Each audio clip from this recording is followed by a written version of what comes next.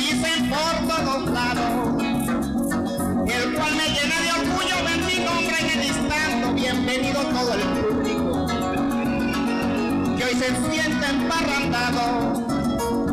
Reciba de mí un saludo y un gran estrechón de mano. Soy de la ciudad industrial, del suelo venezolano.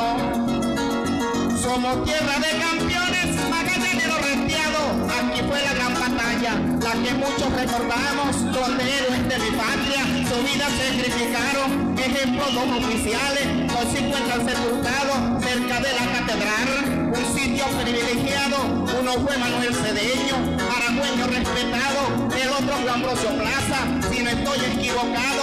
En campo de Carabobo reposan unos soldados, entre ellos Negro Primero, guerrero más destacado, que con la mano en el pecho se despidió desangrando, pero no dejó el ejemplo de un sentir bolivariano.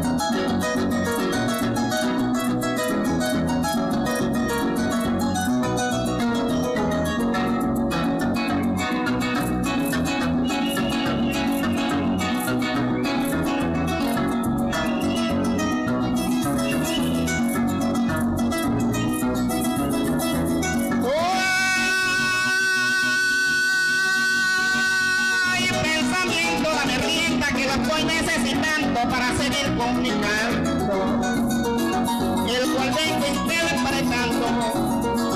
Tiene de todo un poquito, picante, dulce y amargo, lleva las buenas costumbres y tradiciones del llano, esas que me identifican por todas partes que ando. Por eso es que siempre tiene con tu amor debilitado. Reciba de mí un saludo y un gran entretón de mano del pueblo industrial, del suelo venezolano.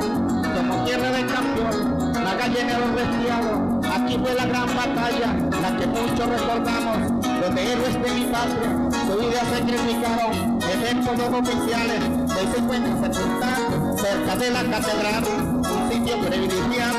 Uno fue Manuel Cedeño, aragüeño respetado, el otro fue Ambrosio Plaza, si no estoy equivocado. En campo de Carabobo reposan unos soldados, entre ellos Negro Primero, guerrero más destacado, pero no te vale de